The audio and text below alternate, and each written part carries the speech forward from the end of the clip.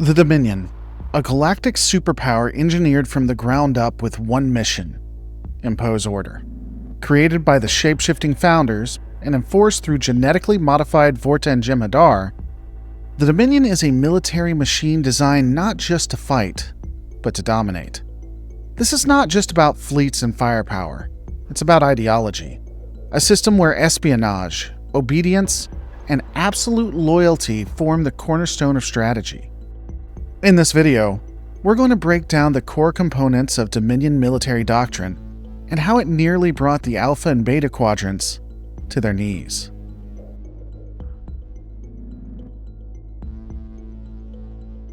Dominion strategy begins and ends with one fundamental belief: what cannot be controlled is a threat.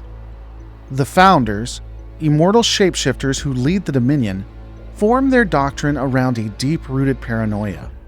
After centuries of persecution by solids, they concluded that safety could only be achieved through absolute control. And thus, their military doctrine is not reactive, it's preventative. It's preemptive, and in the end, it's total. They don't conquer with brute force alone. Their strength lies in their patience. The Founders can afford to think in decades or centuries, making the Dominion one of the few galactic powers that employs truly long-term strategic planning. When the Bajoran wormhole was discovered, connecting the Alpha and Gamma quadrants, the Dominion didn't immediately launch an invasion. They watched, they studied, and they'd manipulate events behind the scenes to get the outcomes that they wanted. They sent in scouts, infiltrators, diplomats. By the time the major powers of the Alpha Quadrant realized what was happening, the Dominion had already mapped out the chessboard. This isn't opportunism, it's doctrine. The Dominion believes that war, if it must be fought to the end. They have no concept of limited conflict. There is no partial victory, no stalemate. The only acceptable outcome is complete domination, or utter destruction of the enemy. Because if the enemy survives, even in defeat, they might one day rise again. That's not a risk the Founders are willing to take. In this philosophy, diplomacy is a weapon. So is espionage. The Dominion doesn't fight until they know exactly how to win. And even then, they prefer their enemy to be too divided, too weakened, or too afraid to fight back effectively. If you've been offered a treaty by a Vorta emissary, you're probably already on their list of conquered worlds. You just don't know it yet. When war does come, it is swift, it's methodical, and ultimately it will be overwhelming. The Dominion doesn't posture, it doesn't bluff. Once the Founders commit to war, they commit fully. They will sacrifice ships, armies, and entire worlds to ensure their own safety, to win.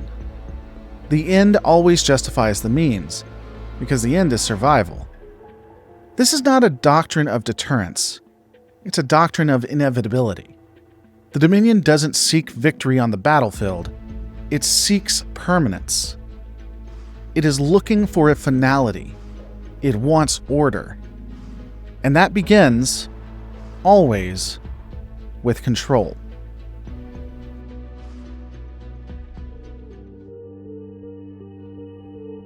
Dominion military doctrine doesn't open with fleets. It opens with fractures. Cracks in alliances, uncertainty in leadership. They work on the fear of the populace itself. Subversion is a foundational tactic, and while the Dominion War provides the clearest case study, it represents just one expression of a strategy used across their entire empire. The Dominion's most effective opening gambit was simple: infiltration. Changeling agents, capable of mimicking any individual, were inserted into key governments.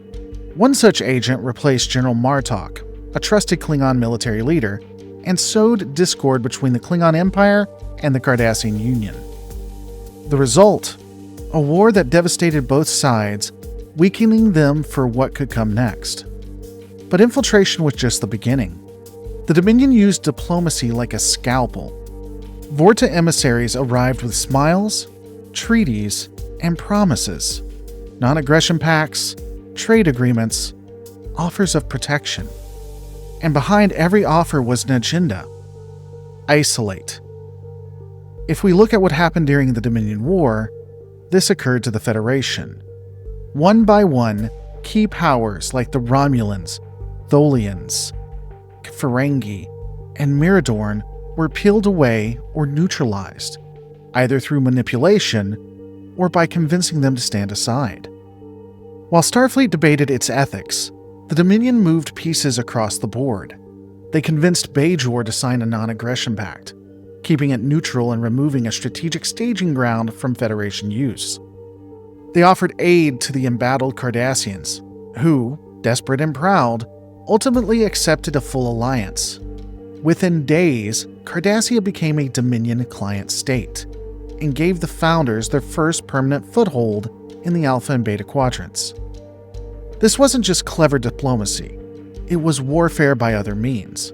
The Founders knew the Alpha Quadrant and Beta Quadrant powers depended on mutual trust, so they shattered that. They let suspicion take root. They let fear spread. And they watched as centuries-old alliances cracked under that pressure. The Federation and Klingons nearly turned on each other. The Romulans stood by, calculating. And the Dominion, it took advantage of every moment of hesitation. The Dominion War makes these tactics visible, but these same methods, diplomatic leverage, strategic infiltration, sabotage of alliances, had been honed in the Gamma Quadrant for centuries.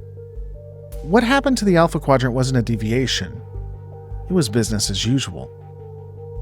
The lesson is clear. In Dominion Doctrine, subversion is not preparation for war. It's the war itself.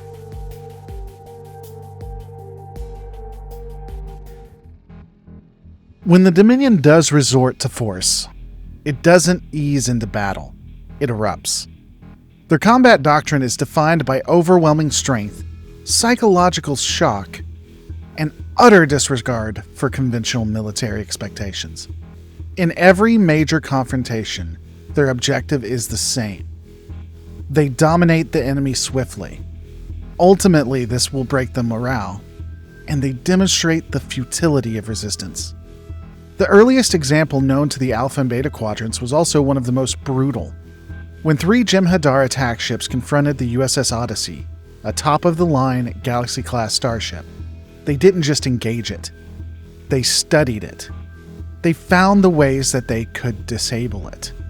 And ultimately, when they weren't going to win conventionally, they delivered a final chilling blow, a suicide run. One of the Jem'Hadar fighters rammed the Odyssey at full speed, destroying the ship and killing everyone aboard. It was tactically necessary. It was a strategic message. That was the Dominion's opening handshake.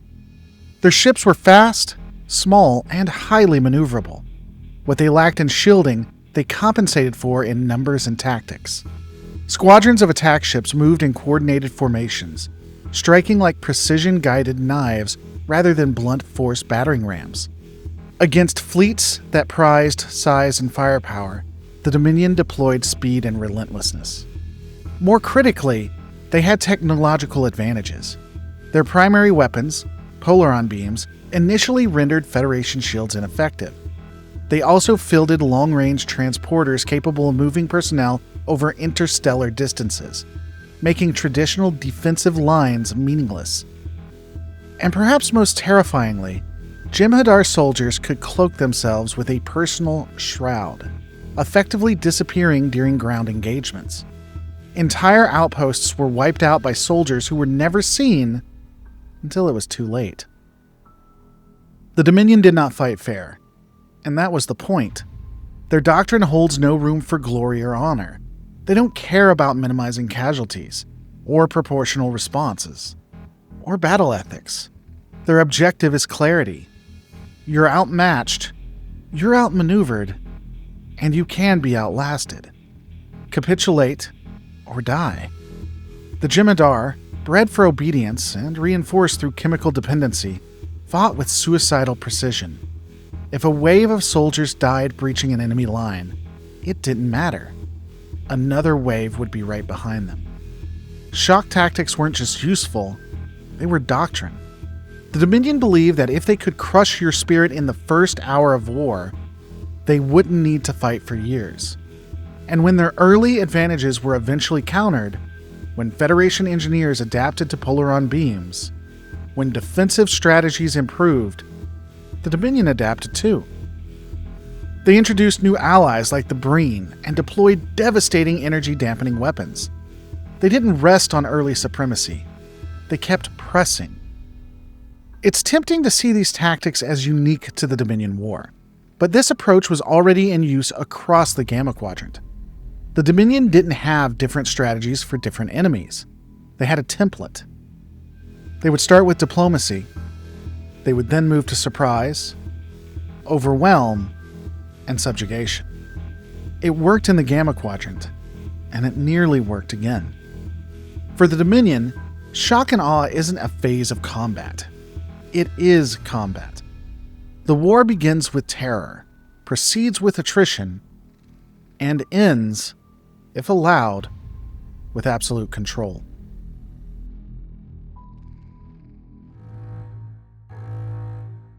If shock and awe is how the Dominion begins a war, attrition is how they plan to win it. Where other empires measure success in tactical victories, the Dominion plays a longer game. One where endurance, production, and sheer numerical advantage matter more than battlefield glory. The Dominion's military machine is built around expendability. Jem'Hadar soldiers are grown, not born. They mature in a matter of days, require no sleep, no sustenance beyond Ketracel White, and are designed with a singular purpose: to fight and die for the Founders. This isn't a temporary measure. It's core to the Dominion's logistics. They don't rotate units for rest. They don't suffer morale collapse. They don't run out of soldiers. Every Jem'Hadar is a tool, and tools are replaceable. The same is true of their Vorta administrators. When one Weyoun dies, another is cloned. Memories are transferred, experience is preserved. Obedience is all but guaranteed. The Dominion doesn't promote individuals. It manufactures roles. This allows them to absorb massive personnel losses without destabilizing their command structure. It's not just that they can endure losses, it's that they expect to. On the production side, Dominion facilities are capable of mass building both starships and soldiers. While Starfleet requires time, training, resources, and the ability to bring new crews online, the Dominion simply activates another batch. The disparity underpins their attrition strategy. Each skirmish, each invasion, each drawn-out campaign isn't just a contest of tactics. It's a trade-off. Can you afford to lose more than they can? The answer is usually no. We saw this clearly in the Alpha and Beta quadrants. When initial Dominion incursions were blunted, they simply pressed harder. When the Federation took losses, it had to retain crews. The ships that were destroyed had to be rebuilt. When the Dominion took losses, it just made more Jem'Hadar. Their strategy wasn't reckless, it was calculated. Why negotiate a ceasefire when you can bleed your enemy dry? Even their choice of allies reinforced this logic. The Breen added technological advantages. The Cardassians offered infrastructure and territory. But ultimately, these were just assets to fuel the war engine. When the Cardassians rebelled, the response was swift and brutal. Mass civilian executions. Scorched earth policies. They even began genocidal bombardments. The goal wasn't to win hearts and minds. It was to demonstrate the cost of resistance. Attrition wasn't a fallback. It was the plan. Dominion commanders expected battles to be costly. What mattered was that the enemy couldn't sustain that cost. And if that meant sacrificing waves of Jem'Hadar, or entire fleets, so be it. To the Dominion, life is a resource, and they had more of it than anyone else.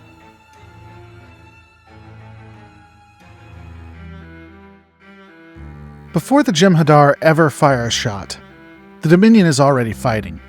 and often already winning. Espionage and infiltration are not just tools in the Dominion's arsenal. They are foundational to its doctrine, enabling the Founders to manipulate, destabilize, and dismantle enemy resistance before a single battle begins. Changeling operatives are the crown jewel of this strategy. Their shape-shifting abilities allow them to infiltrate any organization, mimic any individual, bypass virtually every standard form of security. Blood tests? They've learned to fake them. Background checks? Irrelevant. The enemy is always asking the wrong question. Who can we trust? The truth, in Dominion Doctrine, is no one. And that is ultimately the goal. One changeling replaced General Martok, steering the Klingon Empire into a needless war with Cardassia. Another infiltrated Starfleet Command itself, nearly triggering martial law on Earth. The fear of infiltration alone was often enough to destabilize entire governments. It didn't matter how many changelings were actually present. As one operative taunted, "There are 4 of us." But it didn't matter. Maybe there was 40. Maybe 4,000. It was never about numbers. It was about perception. But espionage wasn't limited to the Founders. The Vorta played their role as well, posing as diplomats, scientists, administrators, and all the while quietly gathering intelligence. Vorta, like Eris, inserted themselves into Federation crews to probe tactical capabilities. Others posed as traitors or delegates, softening a target world for eventual absorption.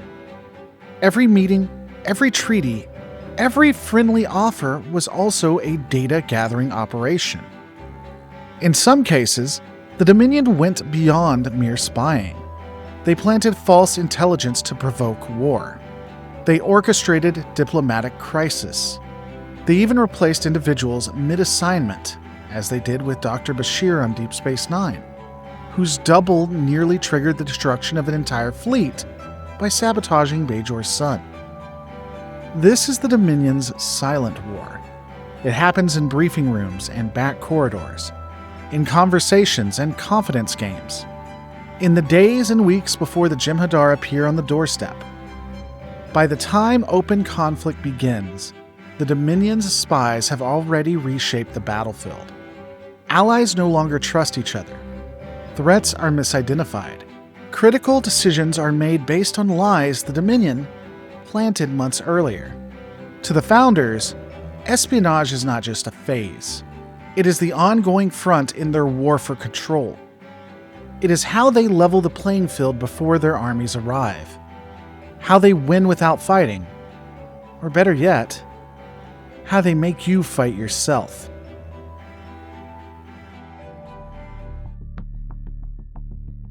The Jem'Hadar aren't soldiers. They're weapons. Engineered from birth, if you can call it that, for one purpose: absolute obedience in service to the Dominion. They don't eat, they don't sleep, they don't ask questions, and they don't live long. From the moment they emerge from birthing chambers, they are combat-ready, battle-trained, and chemically leashed to the system that created them. Ketracel White isn't just a drug, it's a control mechanism.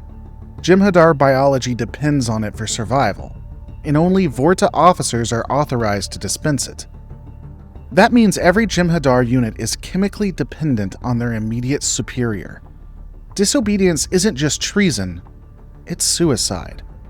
And this is by design. On the battlefield, the Jem'Hadar are shock troops, ruthless, fast, and terrifyingly efficient. With the ability to shroud themselves, they can turn invisible at will, an ability they use all too well. Starfleet officers, and other military units, will find themselves in ambushes, will have to worry about infiltration, and I don't even have to mention the flanking maneuvers. Ground forces never see them coming. In open combat, they show no fear, because they have nothing to lose. Their mantra is simple and cruelly honest: victory is life. But what makes them so effective tactically also reveals how deeply broken they are. They have no families, no ambitions, no past, and definitely no future. They live to serve and die achieving their objective. Their loyalty isn't earned, it's engineered. And when they fail, they're not punished, they're discarded. Some episodes hint at what happens when that programming starts to fracture. Rare instances of Jem'Hadar questioning their orders, challenging their dependents, or trying to define honor on their own terms. But these moments are exceptions, not threats to Dominion control. The system ensures they're dealt with quickly and forgotten. The Jem'Hadar are the purest expression of the Dominion doctrine. Control through design, loyalty through addiction, obedience through fear. In the Dominion's eyes, that's not a tragedy, it's efficiency.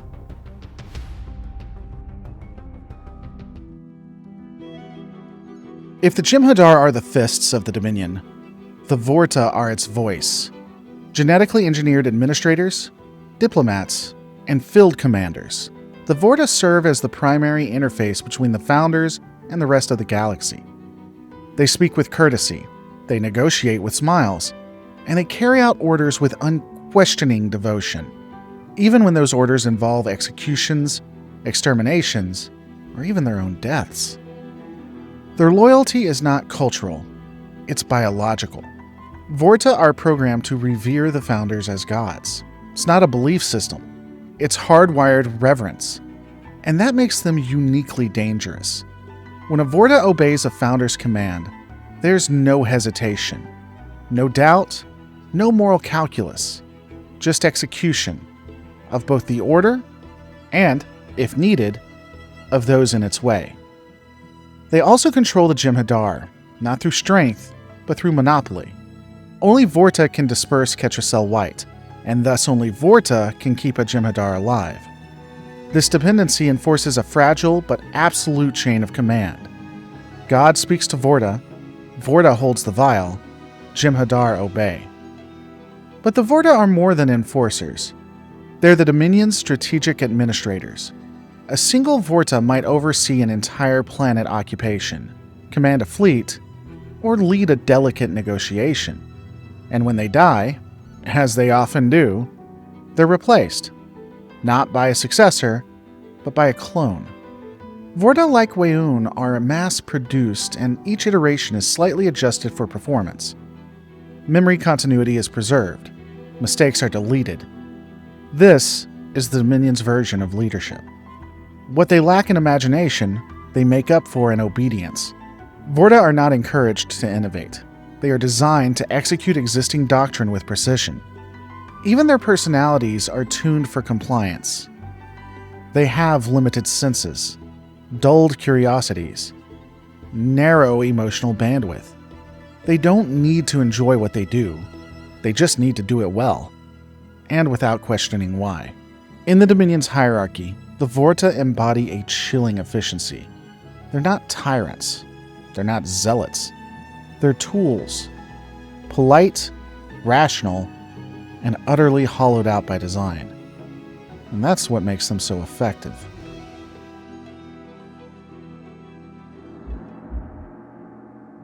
At the apex of the Dominion hierarchy sit the Founders, shapeshifters, strategists, and self-proclaimed gods. They do not shout orders from thrones. They whisper from the shadows. They do not rule through spectacle. They rule through fear. They rule through awe, and ultimately have flawless execution. The Founders are rarely seen. That's not an oversight. It's a tactic. Their near-mythical presence reinforces their authority across the Dominion. Most Jem'Hadar will die without ever meeting a Founder. Most Vorta will interact with only one. The remoteness isn't detachment. It's deliberate distance. The Founders don't just control, they inspire reverence through absence. But when they act, the consequences are enormous. One changeling infiltrator can destabilize entire governments. One strategic directive can mobilize fleets, trigger planetary occupations, or initiate genocidal retaliation. The Founders think in centuries. Their perspective is not territorial, it's existential. What they fear is chaos. What they seek is order. What they impose is at a galactic scale. To them, the Dominion is not an empire.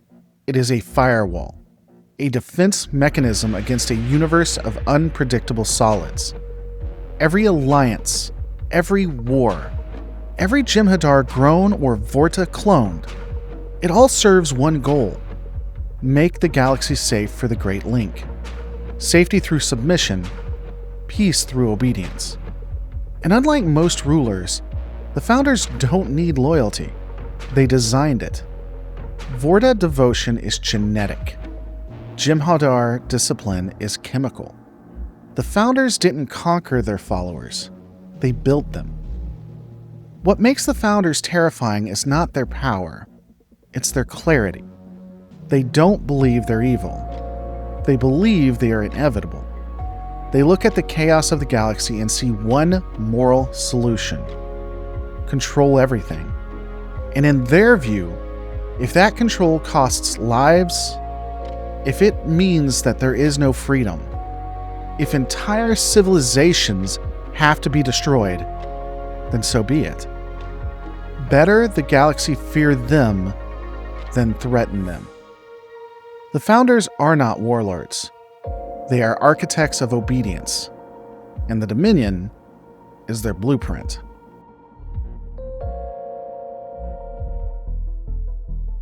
The Dominion isn't just a military power. It's a philosophy made manifest.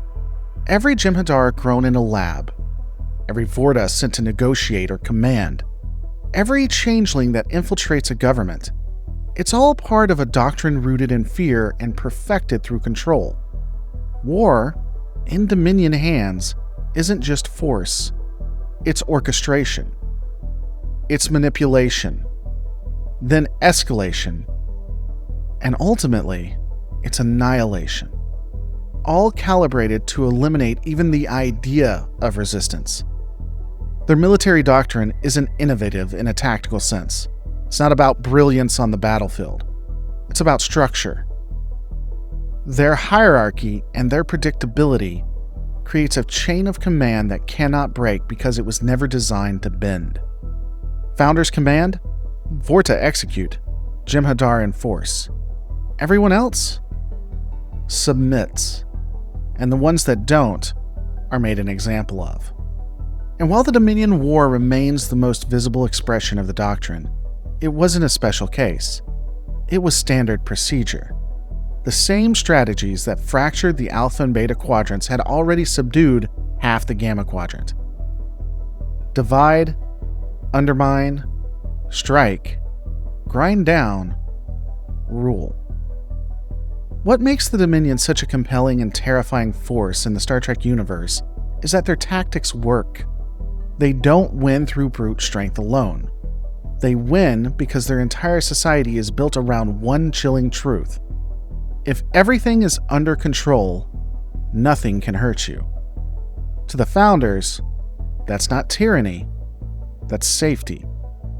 And to everyone else, it's the nightmare of peace imposed at phaser point. The Dominion doesn't just fight wars. It ends questions. It ends choices. It ends chaos. And in its place, it offers you one thing: order.